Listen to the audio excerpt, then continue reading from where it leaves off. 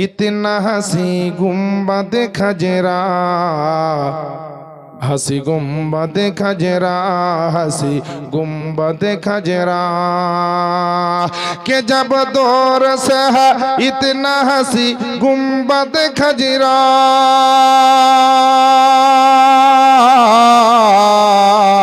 हंसी गुम्बद खजरा, हंसी गुम्बद खजरा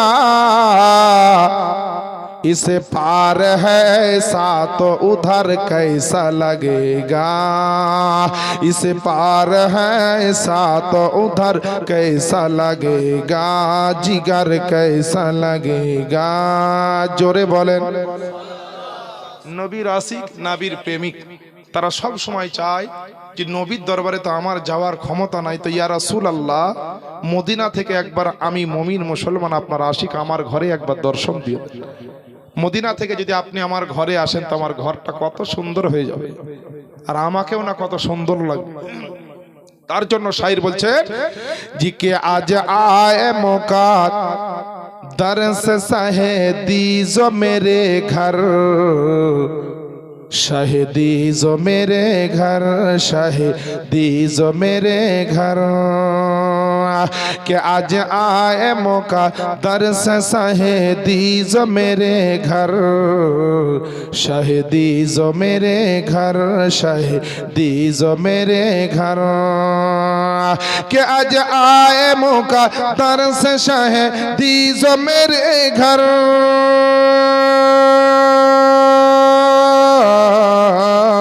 शहीदी जो मेरे घर, शहीदी जो मेरे घर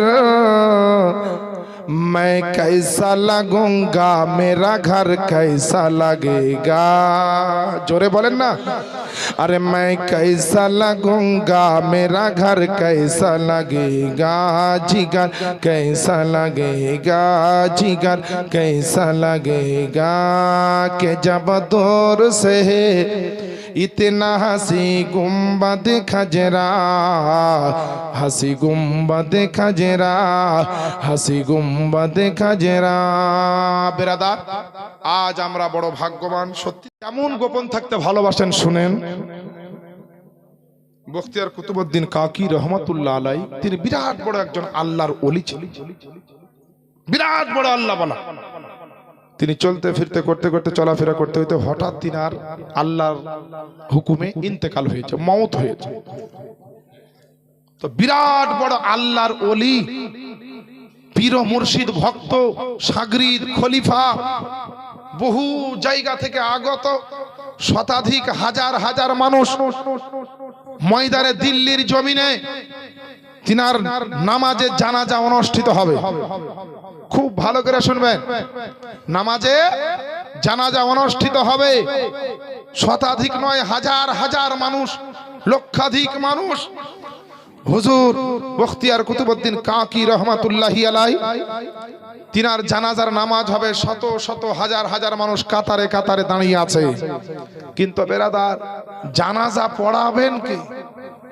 বিরাট বড় আল্লাহর ওলি, ইনার জানাজা পড়াতে যাওয়ার মতো যোগ্যতা যে দরকার, সম্পূর্ণতা যে দরকার, কার আছে না আছে সেটা তো আলাদা বিষয়, আল্লাহ ভালো জানেন। কিন্তু কেউ আগাচ্ছেন না, কেউ যায় না। শত শত হাজার হাজার লোক বলছে হ্যাঁ গো হুজুরের জানাজার সব সময় রেডি হয়ে আছে, তো এখনো জানাজা পড়ার জন্য কেউ আসছে না। তো হুজুরের খুব কাছের একটা সাগরিদ বলেন আর মুরিদ বলেন, তিনি এক পা দুই পা করে এগিয়ে গিয়ে বলছেন বেয়াদবি মাফ করবেন, হুজুরের জানাজা আমরা কেউ বলতে পারবো না কে পড়াবে, তবে হুজুর বলে গেছেন যে আমার জানাজা পড়াবে এমন একজন ব্যক্তি যার ভিতরে 4টা গুণ পাওয়া যাবে।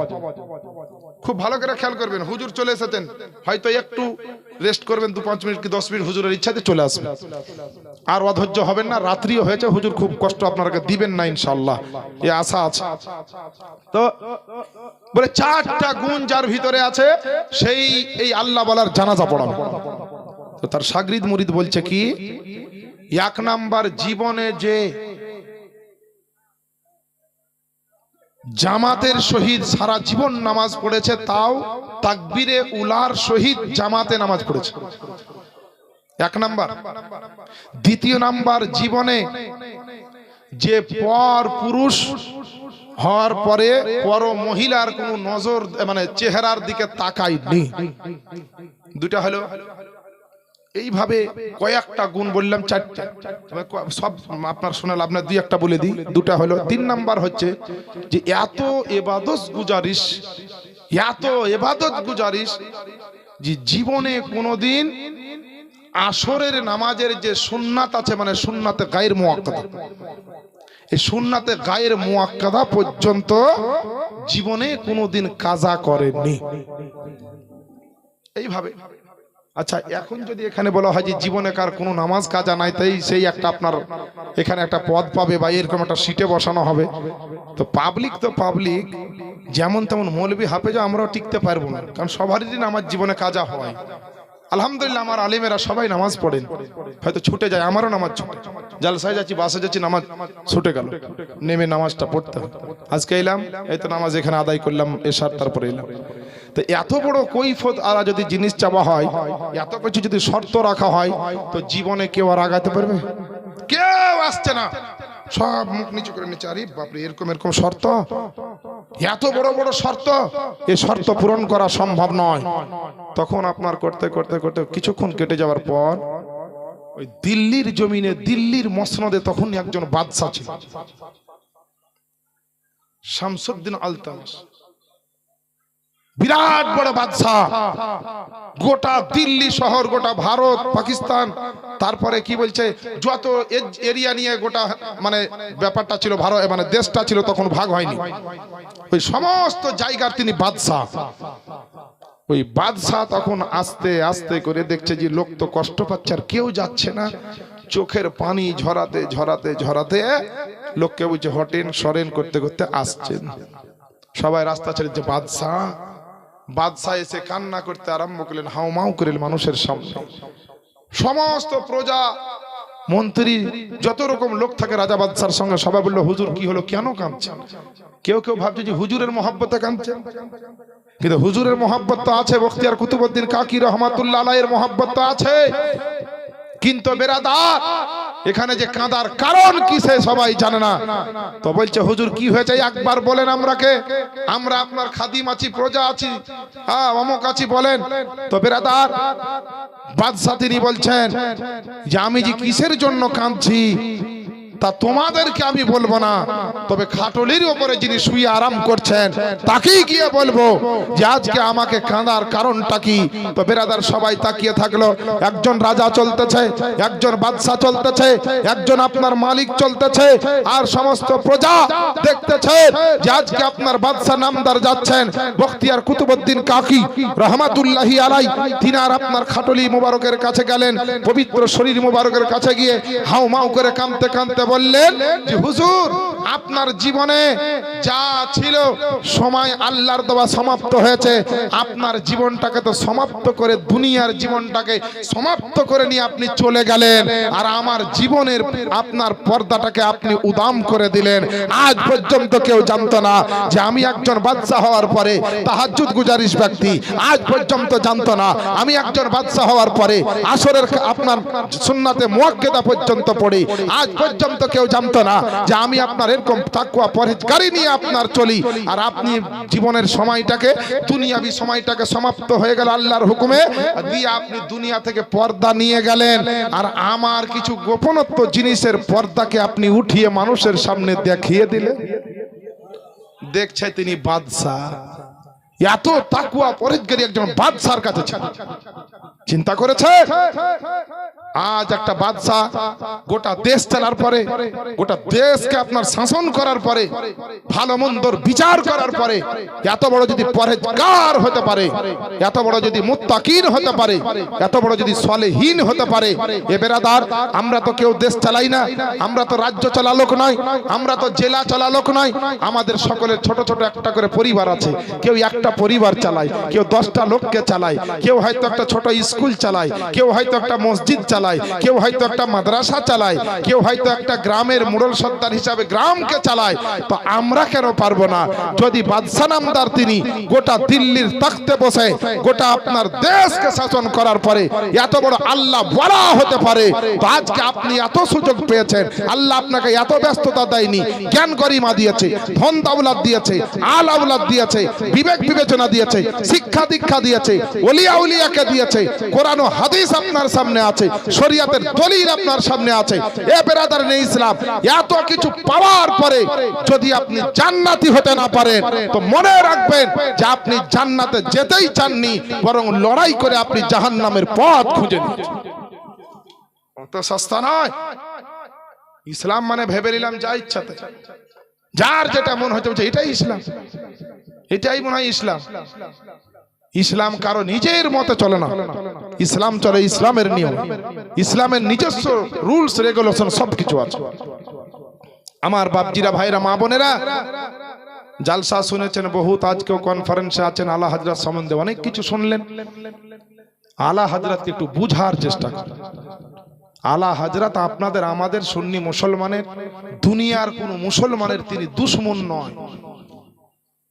তিনি দুশমনে রাসূলদেরকে চিনিয়ে দিয়েছেন এবং আশিকে রাসূল হওয়ার পথ বাতলে দিয়েছেন। দুশমনে রাসূল কারা, তাদেরকে চিহ্নিত করে দিয়েছে যে এই পথ খারাপ, এই পথে যাওয়া যাবে না। আর কোন পথে গেলে জান্নাত পাওয়া যাবে, আল্লাহর কোরআন নবীর হাদিসকে সামনে রেখে তিনি প্রমাণ দিয়ে দিয়েছেন। আমার বাপজিরা, ভাইরা, অনুরোধ করব আপনাদেরকে যে বেরেলির জমিন থেকে এত বড় আল্লাহওয়ালা পীর ও মুর্শিদ আপনাদের গ্রামে এসেছে, আপনারা সেই পীরের তাজিম, সম্মান, ভক্তি, মোহাব্বত করুন। যারা মুরিদ আছেন আলহামদুলিল্লাহ, আর যারা মুরিদ এখন পর্যন্ত হননি, যদি আপনাদের ইচ্ছা থাকে যে মুরিদ হব, হতে পারে। কারণ দুনিয়াবি পীর যারা, তারা প্রচার করে মুরিদ হও, মুরিদ হও, মুরিদ করো, কিন্তু হুজুর জামালে মিল্লাতের হাতে মুরিদ হওয়ার জন্য কাউকে রিকোয়েস্ট করতে হয় না, রিকোয়েস্ট করা হয় না, এমনিতেই লাইন লেগে যায়, এমনিতেই আপনার ভিড় জমে যায়। এই মাঘ মাসের কঠিন শীতে আজ যদি এই অবস্থা হয়, তাহলে যদি একটু অন্য টাইমে হয়তো তো এখানে লোককে জায়গা দেওয়া যেত, তাও ব্যাকওয়ার্ড পজিশন আপনাদের এলাকায়। খাজুরিয়ার জমিনে হয়েছে, গাড়িঘাটের জমিনে দেখবেন, বীরভূমের জমিনে দেখবেন, বিভিন্ন জায়গায় যে হুজুর যান, সেই সব জায়গায় গিয়ে দেখবেন প্যান্ডেল আর মাইক আর কত আশিক আর দিবানা হুজুরের জন্য একদম দিনকে দিন মনে করে না, রাতকে রাত মনে করে না। নবীর মোহাব্বতে এই দামানে আলা হযরত, খানদানে আলা হযরতের এই দামানটাকে ধরে নিয়ে তারা জীবন যাপন করতেছে। আমার বাপজিরা, ভাইরা, আশিকানে মুস্তাফা, গোলামানে মুস্তাফা, নবীর দিওয়ানা, নবীর চাহানেওয়ালা, আপনাদেরকে বলি আজ ইউটিউব, ফেসবুক ইত্যাদির মধ্যে মানুষ কিন্তু খুব ব্যস্ত। এর জন্য বলবো নিজের ছেলে মেয়ে এবং নিজেরা ইউটিউব কম ঘাঁটবেন, কোন বক্তার ওয়াজ খুব সাবধানে শুনবেন, খুব সাবধানে আপনি নজর রাখবেন, কখন যে আপনার ইমানের ফিউজটাকে কে উড়িয়ে দিবে না। আপনার কোনো বাংলাদেশি বক্তা কিংবা 24 পরগনার কোনো বক্তা কি কোনো বর্ধমানের কোনো বক্তা আপনার ইমানের ফিউজটাকে যদি উড়িয়ে দেয়, আপনার সব বেকার, সব বেকার। তো ইমানের ফিউজকে আপনাকে মজবুত রাখতে হবে, আল্লাহ ওয়ালার কানেকশন রাখতে হবে। হুজুর জামালে মিল্লাতের কাছে সবাই মিলে আমরা দোয়া নিব। আমরা মুরিদ হিসাবে, আলেম হিসাবে, খাদিম হিসাবে আমরা সবাই হুজুরের খাদিম, সবাই হুজুরের খিদমত করবো। আজ ওয়াজ শুনবো, হুজুরের দোয়াতে অংশগ্রহণ করব, হুজুর যা বলবেন শুনবো, যা বলবেন মানবো। এবার বেরাদার ইসলাম, যদি কোনো অফিসে চাকরি করতে যান, অফিসের ধরেন 10টা নিয়ম আছে, এই 10টা নিয়ম। এবার যদি আপনি বলেন যে আমি বেরাদার এই 10টার মধ্যে 5টা মানবো আর 5টা মানবো না, আপনার চাকরি হবে? লিবে আপনাকে অফিসে ওই কাজে নেবে না। আর যদি প্রথমে চাকরি লাগলো বলেন যে না মেনেই নিলাম, তো চাকরি হলো, তো চাকরি জয়েন্টের পরে আপনি বললেন যে 3টে পালন করবো, 7টাই পালন করবো, আপনার 1 সপ্তাহ খুব বেশি হলে ঠেলে গুঁজে 10 দিনও যাবে না, গলা ধাক্কা দেবে। হ্যাঁ, তো মুসলমান তুমি জানো না তোমার জন্য নামাজ ফরজ, তোমার জন্য রোজা ফরজ, তোমার জন্য হাদিস ও কোরআনের কতটা জ্ঞান অর্জন করা ফরজ, ওযু গোসলের নিয়ম কানুন শিক্ষা করা তোমার জন্য ফরজ, কি কি জ্ঞান তোমার ভিতরে থাকতে হবে, ছেলে মেয়েকে কোথায় কিভাবে পড়াতে হবে, কিভাবে পর্দা শিখাতে হবে, এইগুলাই তো আমরা শিখালাম না। তাহলে বেরাদার আপনি বলেন, আপনার জীবনে এত সন্তান নিয়ে, এত মুক্তমুখী সব নিয়ে আপনি কি করবেন? আজ হুজুরের জামালে মিল্লাতের কাছে আমরা সবাই মিলে দোয়া করব, দোয়া নিব হুজুরের দরবার থেকে, মানে হুজুর দোয়া করবেন, আমরা আল্লাহর দরবার হাত উঠাবো।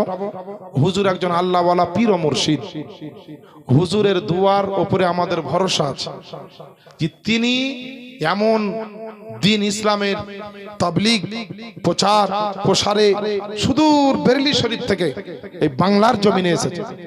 আজ এই হুজুরের যে সমস্ত জায়গায় প্রচার মানে সফর হয়, এই সমস্ত জায়গাতে যে সুন্নিয়াতের আবাদটা হয়ে আছে, এটা মাথায় রাখবেন যে আল্লাহর ওলি গনি ভারতবর্ষে ইসলামের প্রসার ও প্রচার করেছে। আল্লাহর ওলি গনি ইসলামের ডাঙ্কা বাজিয়েছে। আমার বাপজিরা ভাইরা, ওয়াজ নসিহত শোনা ভালো, কিন্তু আমল যদি না করেন তাহলে ওই ওয়াজ শুনে কোনো লাভ নেই, কোনো লাভ নাই, কোনো কাজ হবে না। আমার বাপজিরা ভাইরা, একবার দরুদের নাজরানা পড়েন, তারপরে ইনশাআল্লাহ আমি সমাপ্তির দিকে নিয়ে যাব। আল্লাহুম্মা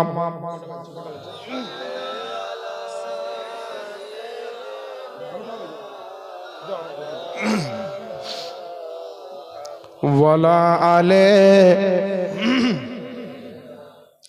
মাওলানা মুহাম্মদ সাল্লাল্লাহু আলা মুহাম্মাদিনা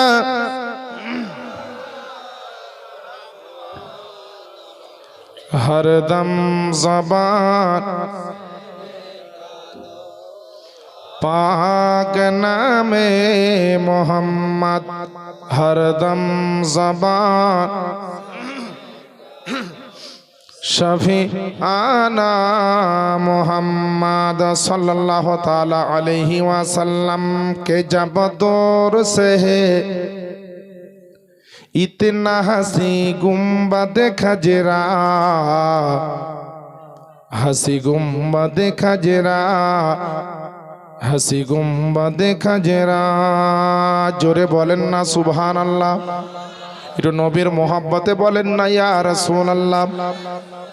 के जब दूर इतना हंसी गुम्बद खजरा, हंसी गुम्बद खजरा, हंसी गुम्बद खजरा। के जब दौर से है इतना हंसी गुम्बद खजरा,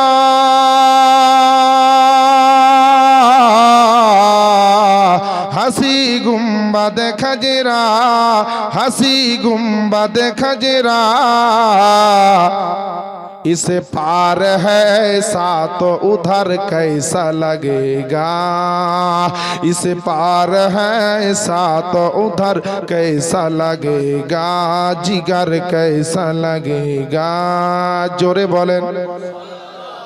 নবীর আশিক, নবীর প্রেমিক, তারা সব সময় চায় যে নবীর দরবারে তো আমার যাওয়ার ক্ষমতা নাই, তো ইয়া রাসূলুল্লাহ মদিনা থেকে একবার আমি মুমিন মুসলমান আপনার আশিক আমার ঘরে একবার দর্শন দিও।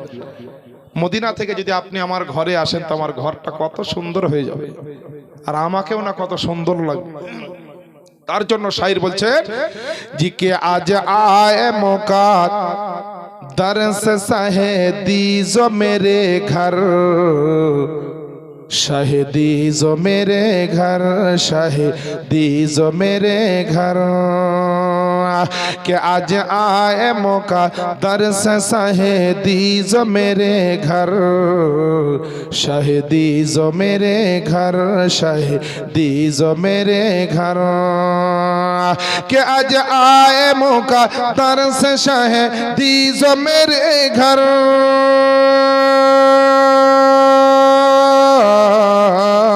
शहीदी जो मेरे घर, शहीदी जो मेरे घर। मैं कैसा लगूंगा, मेरा घर कैसा लगेगा। जोरे बोलें ना, अरे मैं कैसा लगूंगा, मेरा घर कैसा लगेगा, जिगर कैसा लगेगा, जिगर कैसा लगेगा। के जब दूर से इतना हसी गुम्बद खजरा, हसी गुम्बद खजरा, हसी गुम्बद खजरा। বেরাদার, আজ আমরা বড় ভাগ্যবান। সত্যি নতুন করে আরো কোনো ওয়াজ নসিহত আপনাদেরকে শোনাই। আমি শুধুমাত্র হুজুরের অপেক্ষায় আছি। হুজুর এলে আমাদের সকলের আকাঙ্ক্ষা, যে অপেক্ষা, সবকিছুর অবসান হবে, তাই না? বেরাদার নেই ইসলাম, আজিজানে মুহতারাম, আমাদের খুব মনে পড়ে 1994-95 সালের কথা বলছি। হুজুর হাশিম রেজা রহমাতুল্লাহ আলাই গাড়িঘাটের প্রতিষ্ঠাতা এবং সেক্রেটারি ছিলেন। প্রথম যখন হুজুর জামালে মিল্লাতকে গাড়িঘাটে, তার কত আগে থেকে আসতেন আমরা সেই সময় দেখছি আর কি, তখন পড়াশোনা করছি। তো বেরাদার নেই ইসলাম, হুজুরের একটা কারামাত শুনেন, জিন্দা বলির জিন্দা কারামাত, একটা আপনাকে শুনিয়ে দিই। তো বেরাদার ইসলাম, আমি যে মাদ্রাসায় পড়তাম ওই মাদ্রাসার সেক্রেটারি সাহেবের নাম ছিল গোলাম মোস্তফা। অনেক আলেম হয়তো মাদ্রাসাটা চিনবেন, কাশিয়াডাঙ্গা মাদ্রাসা, কারি ইসরাফিল সাহেব যেখানে হুজুর প্রথমে পড়াইতেন ওই জায়গার কথা বলছি। তো গোলাম মোস্তফা সাহেব হঠাৎ করে মারা গেলেন, মাদ্রাসা সেক্রেটারি, খুব ভালো লোক। এবার কিছুদিন পরে রমজান এলো, রমজানই মনে সম্ভবত মারা গেছিল। রমজানের পরে আপনার ঈদ হলো, সব হলো, কিছুদিন পরে হুজুর এসছে। তখন পীর কি জিনিস, বাচ্চা ছেলে কি বুঝি, কেবল বাচ্চা ছেলে, মাদ্রাসায় পড়েছি, কায়দা আম্মা পারা। পীর কি কাকে বলে, কি করতে হয়, বড় বড় ছাত্ররা বুঝাইছে আমাদেরকে, পীর মানে দেখো এই মুরিদ হতে হয়, নামাজ পড়তে হবে, শরীয়ত মোতাবেক চলতে হবে, পীরের হাতে হাত দিয়ে তোবা করে এই করতে হবে, এই করতে হবে। তো কথা তো ভালো। আচ্ছা, এবার আপনাদের প্রশ্ন, মানুষ তো আজকাল অনেক কিছু ব্যাপার। একটা ছেলেকে বলছে শুক্রবারের দিন সুরমা দিয়া মসজিদে আসতে পারিস না জুমার দিনে, তো বলছে হুজুর আমার বিয়ে হয়নি, ওর লেগে আমি সুরমা দিনে। লে মজা, মানে ওয়াকে কে ফতোয়া দিয়েছে যে বিবাহিত ছেলে ছাড়া সুরমা দিতে পাবে না। লে মজা। আর নানির আর দাদির তো হাদিস মেলা রকমের আছে, বুঝতে পারছেন না? নাউজুবিল্লাহ। তো একে কেউ এই শুকাইছে, তো ওইরকম বেরাদার অনেক মানুষকে আমি বলেছি যে অনেক পীর আপনারা দেখেছেন, কিন্তু বেরেলির পীর যখন আসবে, যদি সুযোগ পান তো মুরিদ হয়ে যায়। খানদানের আজার কোন পীর যদি আপনি পান তো মুরিদ হয়ে যায়। একটা ছেলে বলছে হুজুর আমার তো মুরিদ হওয়া যাবে না। তো কেন? হুজুর আমার তো এখনো বিয়েই হয়নি। ওর কথা যে সুরমা দেওয়া যেমন অবিবাহিত অবস্থায় যাবে না, ওকে কে শিখাইছে? তো অবিবাহিত অবস্থাতে মুরিদ হওয়াও যাবে না। আরে পাগলা, তুই মুরিদ না হলেও তোকে শরীয়ত মেনে চলতে হবে, আর মুরিদ হলেও তোকে চলতে হবে। তবে মুরিদ হওয়াতে তোর একটা লাভ হলো যে যত রকমের অন্যায় গুনাহ করেছিস তোর তোবাতে আল্লাহ কবুল করবেন কি করবেন না গ্যারান্টি নাই। কিন্তু হাক্কানি একজন আল্লাহ বলা পীর মুর্শিদের দামান ধরে যদি তোবা করে নিস, তো এই তোবা করলে পারে হয়তো আল্লাহ ওই ওলি বা পীর মুর্শিদের নেগাহে কারামে তোমার তোবাকে আল্লাহ কবুল করে নেবেন। তো এই বেচারা অনেক মুসলিম মাসাইল আছে, মুসলমানের ঘরের ছেলেরা জানে না। আপনাদেরকে বলি, প্রশ্ন আসতে পারে হুজুর আমার বিয়ে হয়নি, মুরিদ হইতে পাবো কিনা? অবিবাহিত অবস্থায় মুরিদ করা চলবে কিনা? আজি জানে মোহতারাম, হুজুর তাজুস শরিয়া আলাইহির তো রহমত, আলাইহি রহমত ওয়া রিদওয়ান, যিনি খানদানের রাজা আলা হযরতের একজন আপনার সুসন্তান রাজা বংশে একটা এমন উজ্জ্বল নক্ষত্র, তিনার দরবারে প্রশ্ন করা হলো, জিনার চর্চা গোটা ভারতে তাই নয়, গোটা বিশ্বের বিভিন্ন দেশের মধ্যে যে তাজুস শরিয়া আলাইহি রহমত ওয়া রিদওয়ানের চর্চা, হুজুরকে জিজ্ঞেস করা হলো। কিতাবটির নাম ফাতোয়া তাজুস শরিয়া, বর্তমান সময়ে 10 খণ্ডে বিভক্ত, তার দ্বিতীয় খণ্ডে এবং প্রথম খণ্ডেও আছে। হুজুর তাজুস শরিয়াকে জিজ্ঞেস করা হলো, হুজুর মুরিদ হওয়ার জন্য কত বছর বয়স আপনার লাগতে পারে? মানে 5 বছর না 10 বছর, নাবালক অবস্থায় না সাবালক অবস্থায়, বিয়ের আগে না বিয়ের পরে, সব ক্লিয়ার আপনাদের করে দিচ্ছি। তো হুজুর তাজুস শরিয়া আলাইহি রহমত ওয়া রিদওয়ান তিনি আপনার উত্তর দিয়েছেন ফতোয়া তাজুস শরিয়ার মধ্যে। তিনি বলেছেন যদি 2 দিনকে আর বাচ্চাকেও কেউ মুরিদ করব মনে করে, মানে বায়াত গ্রহণ করাবো মনে করে, তো আল্লাহর ওয়ালার দরবারে গিয়ে তাকে বায়াত গ্রহণ করাতে পারে। মুরিদ হওয়ার জন্য আপনার বেরাদার এরকম কোন বয়সের কোনো শর্ত নাই। সুবহানাল্লাহ বলেন। এত বড় মশলা আপনাদেরকে দিচ্ছি গো, তাও শুনছেন না? একটা মানুষ আস্তে আস্তে বললেন হুজুর 2টা মশলা আপনাদেরকে দিয়ে দিন। আমাদের হুজুর জামালে মিল্লাত, সমস্ত হাক্কানি শরিয়ত মোতাবিক যারা পীর, তারা যখন মুরিদ করায় তখন বলে, বলো আপনা হাত গাউসে পাক কে হাত মে দেয়া। বুঝতে পারলেন না, যে আমার হাত আমি আমার গাউসে পাকের হাতে দিলাম, এটা মুরিদে বলা হয়।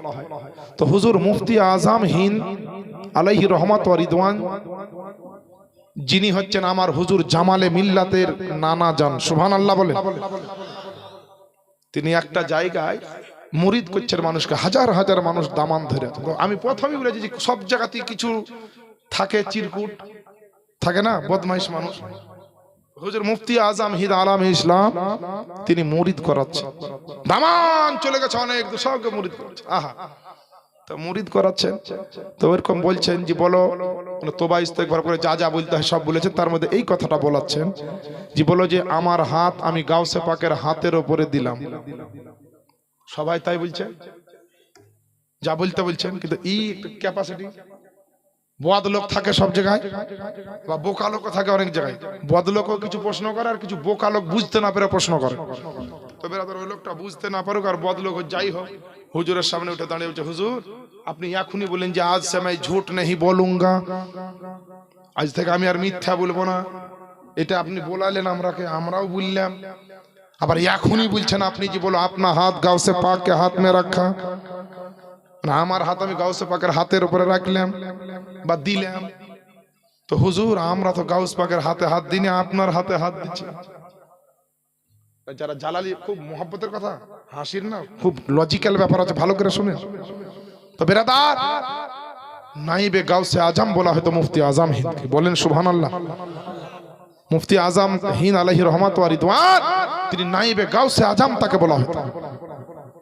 তো যখনই বলেছে হুজুর আপনি বললেন মিথ্যা কথা আজ থেকে বলবো না, বলা যাবে না, আর এখনই আপনি হাতে হাত দিয়ে আমরাকে মিথ্যা বলেছেন, আমরা তো আপনার হাতে হাত দিয়েছেন, আপনি বলছেন গাউসে পাকের হাতে হাত দিয়েছে।